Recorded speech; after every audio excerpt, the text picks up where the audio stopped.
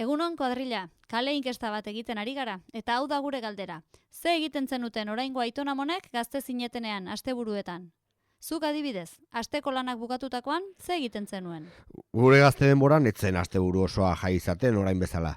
Orduan, igande goizean ere lanera joaten ginen, eta igande arratsaldea izaten genuen jai. Eta, ze egiten zenuten? Ni baserrian bizi nintzen eta Bazkal ondoren ziztu batean herrira joaten nintzen. Han taberna mokadu bat jaten genuen, eta herriko plazako dantzaldira joaten ginen. Zuk ere hori egiten zenuen? Ni herrian bizi nintzen. Txapel fabrikan egiten nuen lan eta igande osoa izaten nuen jai. Goizean meza nagusira joaten nintzen, eta ondoren paseoan ibiltzen nintzen lagun taldearekin. Arratsaldean zinera joaten ginen. Garai hartan, 3 zine areto zauden herrian.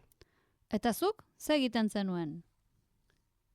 Ni Andre Gaiagana joaten nintzen igande arratsaldean.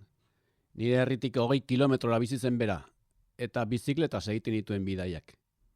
Inguruko erremerietara joaten ginen, edo herriko dantzaldira. Neguan, zinean filmen bat ikusten genuen.